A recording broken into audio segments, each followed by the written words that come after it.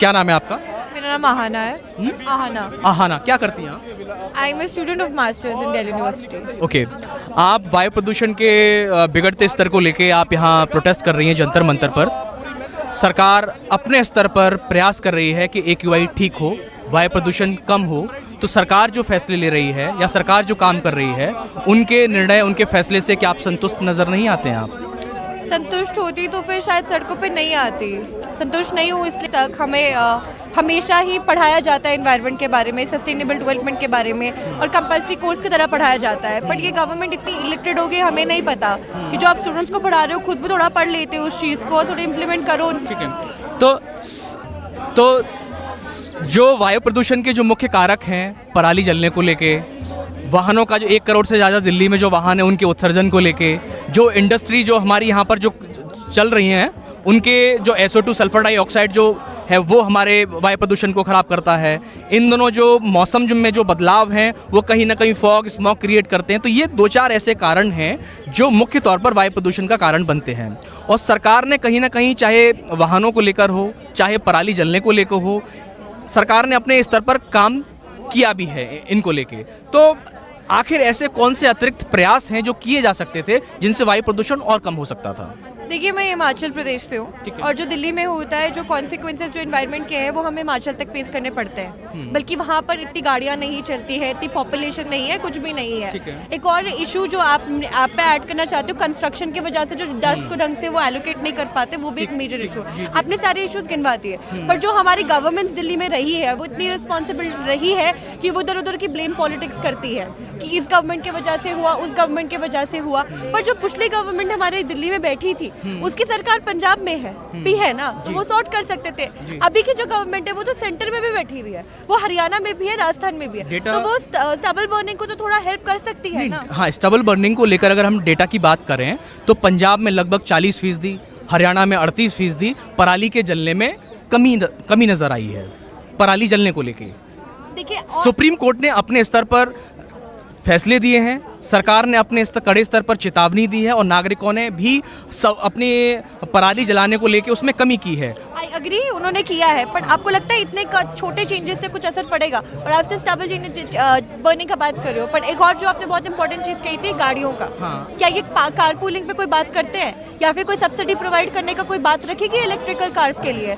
Substitution तो यही होगा ना। 15 साल पुराने वाहनों का दिल्ली में प्रवेश बंद है और CNG और इलेक्ट्रिक वाहनों का बढ़ावा दिया जा रहा है। तो कोई सोल्यूशन नहीं मिलने वाला। फर्स्ट ऑफ ऑल ये चीज चली कि छोटा मोटा सोल्यूशन ये चीज निकाल सकती है, बट बहुत फनी चीज इसमें ये भी है कि जो अमीर लोग हैं वो तो हर 2 साल के बाद अपनी गाड़ियां वैसे भी बदल रहे हैं। 10 गाड़ियां। वायु प्रदूषण दरअसल क्या है कि वायु प्रदूषण एक ऐसा विषय है, एक ऐसा मुद्दा है जिसमें हम किसी व्यक्तिगत एक खास सरकार को हम टारगेट नहीं कर सकते हैं, क्योंकि जो पिछली जो सरकारें जो रही हैं या मौजूदा सरकार हैं या जो कल को जो और सरकारें जो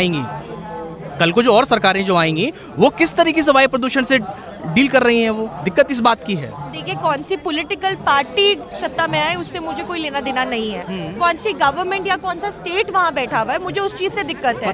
बेशक आम आदमी पार्टी हो या भाजपा हो, ये जो ब्लेम गेम्स की पॉलिटिक्स चली हुई है, इससे अच्छा अगर रिस्पॉन्सिबिलिटी की पॉलिटिक्स चलेगी तो शायद कोई कॉन्क्रीट चेंज आएगा। क्योंकि सिर्फ एक दूसरे को ब्लेम करने से जो आप चेंजेस बता रहे हैं वो कितना चेंजेस है, उससे कोई सोल्यूशन निकला? क्या कारपूलिंग की बात की गई है स्टूडेंट लेवल पे, या मेट्रो को एक्सपेंशन की बात की गई है? मेट्रो को एक्सपेंशन के 10 साल लगा देते हैं ये लोग। बसेस का कोई अच्छी सुविधा नहीं है, जो इनके बच्चे तो खूब गाड़ियों में घूमते हैं ना। जो मिनिस्टर्स अगर वो खुद चेंज नहीं करेंगे अपने लेवल पे, जो 10-20 गाड़ियां लेके ये लोग घूमते हैं, उसकी क्या आवश्यकता है? ठीक है, बतौर नागरिक अगर सरकार अपने स्तर पर काम कर रही है, ठीक है, पर बतौर नागरिक आप अगर सरकार को अगर वायु प्रदूषण के कम करने को लेकर अगर आप सुझाव देना चाहें तो क्या देना चाहेंगे आप?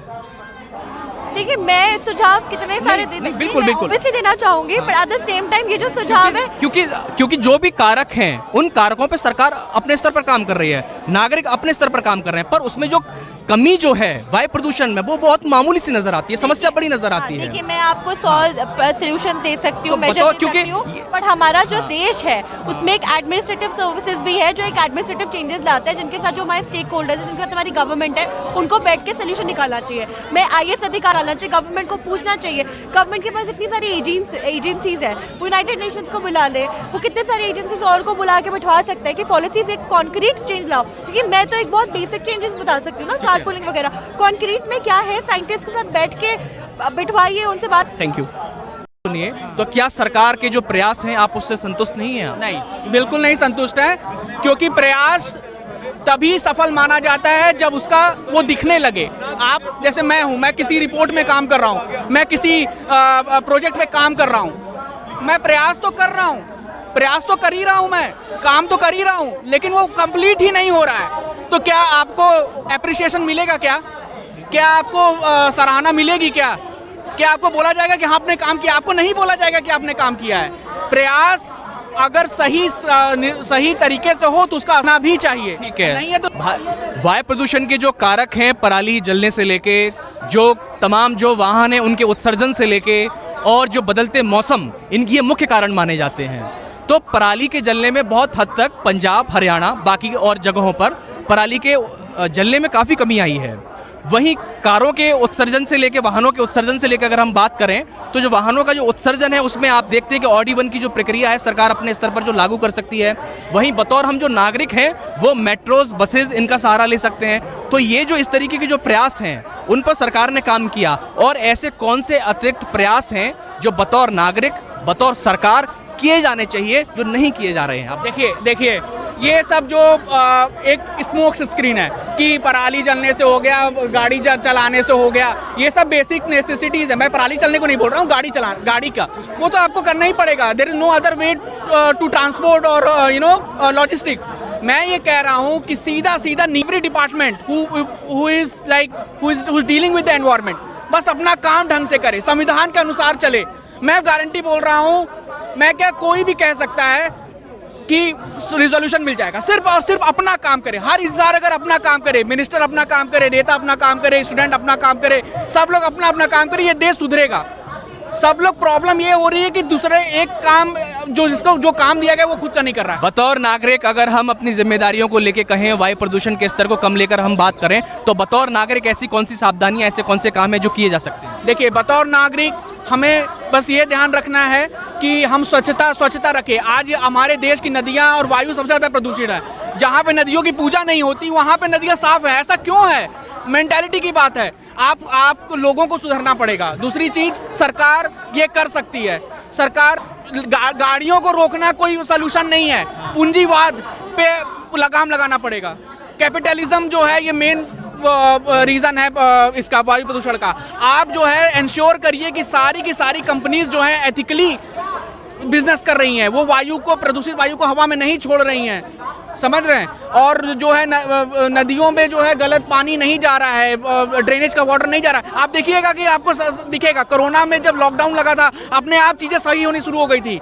क्या हम इंसान जिम्मेदार हैं? हाँ, हम इंसान जिम्मेदार हैं पर्यावरण के नुकसान के लिए, और हमें ही उठना पड़ेगा, तभी जाकर हमें ही जगना पड़ेगा, हमें ही अवेयर होना पड़ेगा, तभी जाकर हमारी नदियां, हमारे पानी, हमारे हवा सुरक्षित होगी। और हमारे बच्चों के लिए जरूरी है, देश के फ्यूचर के लिए। आज से 10 साल के बाद अगर हमारे देश का हर एक बच्चा बीमार होगा,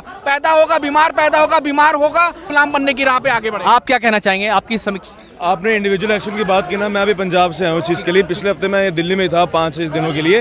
हुआ क्या, अगर हर बंदा ऐसा काम करे ना, ये देखिए, हमको पता लगा पेड़ कट रहा है शालीमार बाग में, भागे गए, जैसे कोई बंदे को जान से मार रहा हो, उस प्रकार हम इस पेड़ को बचाने गए हैं। और वहाँ पे 9 पेड़ों को, विशाल बड़े पेड़ों को कटने से बचाया। इंडिविजुअल एक्शन, सिर्फ इंडिविजुअल एक्शन, बिकॉज पॉलिसी तो गवर्नमेंट बनाती आई है, इंडिविजुअल अपना कंट्रीब्यूशन पे बीच में करते आए हैं। लेकिन जब तक आम नागरिक जागरूक होकर अपने आप को ऑन ग्राउंड लाकर अपने हवा, पानी, इनके लिए काम नहीं करेगा, तब तक कोई फायदा नहीं होगा। पेड़ लगाओ, लेकिन उससे पहले बड़े बुजुर्ग पेड़ों को बचाओ। नए बच्चे पैदा नहीं करने, पहले बुजुर्गों को बचाओ, फिर नए बच्चे पैदा करो, क्योंकि हमने बहुत लॉस सहन कर लिया है। हर 1 मिनट में, आई थिंक 1 सेकंड में 3 फुटबॉल ग्राउंड साइज के जितना जंगल काटा जा रहा है। अब इतना कुछ आप देख रहे हो, उसके बावजूद ये सरकार हर कॉलोनी में 2 कौड़ी के लोगों के स्वार्थ के लिए हल्का सा पूरा पेड़ छंगवा देंगे, नंगा कर देंगे पूरा का पूरा पेड़। धूप तुम इधर से होके उधर ले लो, पर अपनी धूप के लिए पूरा कैनपी मत खराब करो, वो हमारा ऑक्सीजन सिलेंडर मत खराब करो। आपकी टिप्पणी। टेक्नोलॉजी से दिल्ली में मेट्रो लेके आया, और भी स्टेट्स में लेके आ रहा है। अब चाइना की टेक्नोलॉजी, चाइना हमारा दुश्मन होगा वो दूर की बात है, आप सीखिए ना जो चाइना ने किया था। चाइना की इतनी बुरी स्थिति थी, जब 50 से ज़्यादा AQI जाता है ना तो बहुत ख़राब हो जाता। जब हम घरों में है ना अभी वर्तमान में, तो 200 रहता है, जब बाहर निकलते हैं 400। ये इतना स्लो पोजीशन है कि धीरे धीरे लोगों को आए दिन मारता है। खत्म कर रहे हैं डेली। हाँ, खत्म हो रहे हैं डेली। हाँ, तो आप कुछ सीखिए ना, दूसरे देशों से सीखिए। आपकी लड़ाई अलग है, आप चाइना से सीखिए वो क्या कर रहा है। आप वर्तमान में मेरे ख्याल इंडस वैली सिविलाइजेशन की वो करिए, उसको अपनाइए। क्यों आप जो उसमें कैसी क्या होता था, आज देखिए वर्तमान में सरकार कहती है हम काम कर रहे हैं। अकाउंटेबिलिटी सरकार की है, वो जवाबदेही तय करें, ना कि हम। सरकार कहती है वो लोग बताएं। अगर आपको हमसे पूछना है तो आप नेशनल लेवल की एक मीटिंग जो है बिठाइए, जिसमें सोनम वांगचुक जैसे वो एक्टिविस्ट हो गए, NGOs के लोग हो गए, कुछ मिनिस्टर्स हो गए, आप बुलाइए, उनसे पूछिए। प्रधानमंत्री जी तो युवाओं को अप्रिशिएट करते हैं। सोनम वांगचुक तो अभी इन दोनों गिरफ्तार हैं, NSA लगाया उन पे। तभी तो मैं कह रहा हूँ, जो कुछ इस रात को कुछ राष्ट्र को कुछ और बनाना चाहता है, उसको सिक्योरिटी मिलती है। अगर हम लोग करेंगे, अपने लिए बोलेंगे, अपने हक के लिए बोलेंगे संवैधानिक तौर पे, तो हमें जेल मिलता है, डिटेनिंग मिलती है। और वहाँ जाके पुलिस 60-60 हज़ार लोग उसके साथ चल रहे हैं, जो भी हो। कोई आप छोटा सा हिंदू राष्ट्र की बात कर दीजिए, कुछ भी बनाइए, एक नया एजेंसी खड़ा कर दीजिए, देखिए आपको कैसे सरकार प्रोटेक्ट करती है और हमें डिटेन करेगी। आज हम अपने हक की, अपने जो हवा गंदी उसके लिए बात कर रहे हैं, अच्छे पानी के लिए बात कर रहे हैं। हम अपनी पीढ़ियों को क्या देंगे आने वाले को? बहुत सोचने वाली बात है। आप आज अभी से कुछ करिए, आज से 20 साल के लिए, तब आप 50 साल आगे बढ़ेंगे। विकसित भारत सपनों का भारत है, अभी ऐसे विकसित नहीं बन सकता। जब व्यक्ति ही जीवन नहीं बचेगा तो कहाँ से विकसित भारत बनेगा? ये सिर्फ ये मोटो कागजों में अच्छा लगता है विकसित भारत का। एक लंबे समय से जब ये डिमांड की जा रही है कि ग्रैप 4 इम्प्लीमेंट हो, तो ये कहने का क्या मतलब है कि दिल्ली में अभी सिचुएशन उतनी सीवियर नहीं है कि हम ग्रैप 4 इम्प्लीमेंट करें, इसलिए हम ग्रैप 3 ही इम्प्लीमेंट करेंगे। और उसमें भी जो तमाम जगह से खबरें आ रही हैं कि वहाँ पे कंस्ट्रक्शन वर्क अभी भी ज़ोरों शोरों से चालू है, उसको कोई रोकने की कोशिश नहीं की जा रही है। उल्टा जब रेखा गुप्ता से, सिरसा जी से पूछा जाता है कि आप क्या कर रहे हैं इसको लेकर के, तो वो इस तरीके की बेतुकी बात कहते हैं कि हम गवर्नमेंट सर्वेंट्स को अपने वर्किंग डे में से 1 घंटा बोलेंगे कि वो जाकर के दिल्ली की सफाई करें।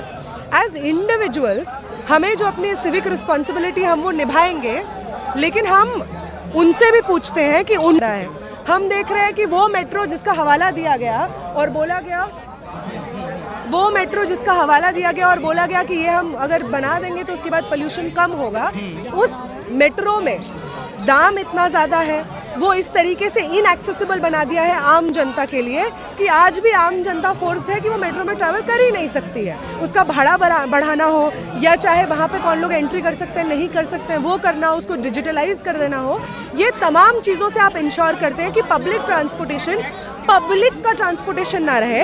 दिल्ली एक वर्किंग क्लास शहर है ना, मजदूरों का शहर है। एक बहुत बड़ी संख्या में पूरे देश भर से लोग आते हैं और दिल्ली में रहते हैं, काम करते हैं। अगर आपका पब्लिक ट्रांसपोर्टेशन एम ही नहीं करता है कि देश की इस आम जनता, मुझ जैसे कॉमन स्टूडेंट्स को, वर्किंग क्लास को वो केटर करे जिससे कि एक बड़ी जनता इससे ट्रैवल कर पाए, तो आपने पब्लिक ट्रांसपोर्टेशन सिर्फ नाम का बनाया है। तो पब्लिक ट्रांसपोर्टेशन को मजबूत किया जाए।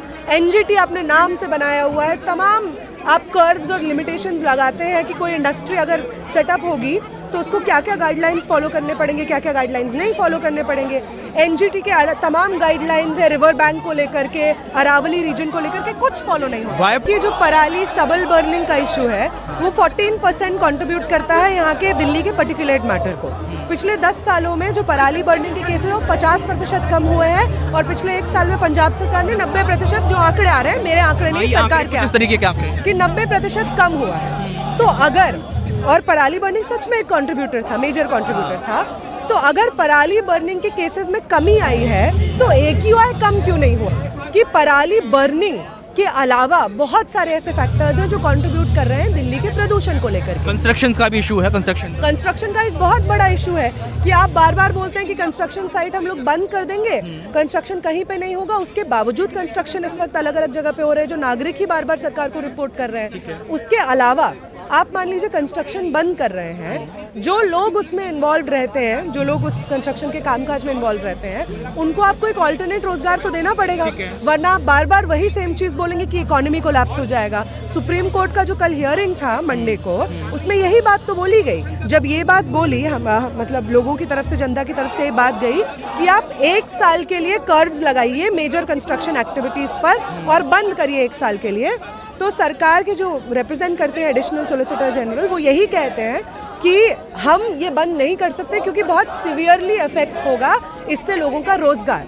ठीक है, ये भी तो आप ही की जिम्मेदारी ना है। बिल्कुल, बिल्कुल, बिल्कुल। हवा प्रोवाइड करना भी सरकार की जिम्मेदारी है और उस हवा को साफ रखने के लिए जो भी कर्ज और लिमिटेशंस रखेंगे उससे जनता बेघर ना हो जाए, उसका रोजगार पूरी तरीके से छिन ना जाए, ये भी सरकार की जिम्मेदारी है। आप एक चीज बोल करके दूसरा नहीं झुकला सकते हैं कि नहीं नहीं हवा तो सही है तो हम लोग कंस्ट्रक्शन करते रहेंगे, और दूसरा चीज बोल करके पहला चीज नहीं झुकला सकते हैं कि नहीं नहीं कंस्ट्रक्शन तो हमको कराना पड़ेगा वरना लाइवलीहुड इफेक्ट होगा। ये दोनों चीजें नहीं की जा सकती हैं। उसके अलावा जो एक बहुत बड़ा करप्शन आज के समय पे हमें दिख रहा है, जो क्लीन एयर प्रोग्राम के तहत यूनियन गवर्नमेंट से फंड आया है दिल्ली सरकार को, सरकारें बदलती गई, अब ये तीसरी चौथी सरकार चल रही है, केजरीवाल की भी सरकारें होंगी, अब भाजपा की सरकार है, लेकिन वो जो 42 करोड़ का फंड अलॉट हुआ था क्लीन एयर प्रोग्राम के तहत, वो अभी भी अंडर यूटिलाइज्ड है। 30 करोड़ के आसपास अभी भी वो फंड इस्तेमाल ही नहीं किया गया है, और सरकारें बदल जा चुकी हैं इतनी बार के बार में।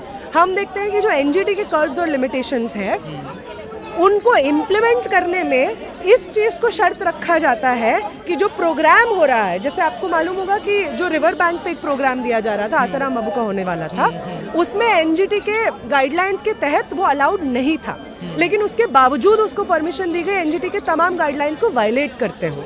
तो ये तमाम चीज़ें अगर एड्रेस नहीं होंगी, पब्लिक ट्रांसपोर्टेशन अगर एड्रेस नहीं होगा, अगर इस समय पे हम लोग पॉलिसी लेवल पे किस तरीके के डिसीजंस ले सकते हैं वो इम्प्लीमेंट नहीं होगा, अगर बड़ी इंडस्ट्रीज को खुली छूट होगी कि आपको किसी भी गाइडलाइंस का पालन करने की ज़रूरत नहीं है क्योंकि हम अपने प्रिय पूंजीपति मित्रों के साथ में खड़े हैं, वो हमारे बेस्ट फ्रेंड हैं, अगर आप ये रवैया रखेंगे जनता की हेल्थ को कॉम्प्रोमाइज़ करने के लिए, तो इसी तरीके से प्रदूषण रहेगा। इन तमाम चीज़ों पे रोक लगाने की ज़रूरत है, और पहली रोक तो उस सरकार पे लगाने की ज़रूरत है जिससे जब प्रदूषण का सवाल पूछा जाता है तो वो मोहतरमा कहती है हमारी चीफ मिनिस्टर कि हम वर्किंग डे में से 1 घंटा दिल्ली की सफाई में लगाएंगे तो प्रदूषण कम हो जाएगा। इतना अनसाइंटिफिक रवैया किसी चीफ मिनिस्टर का होगा देश की कैपिटल में एयर प्रदूषण जैसे इशू पे, तो इस देश की जनता, इस कैपिटल की जनता इसी तरीके से त्रस्त रहेगी। शुक्रिया।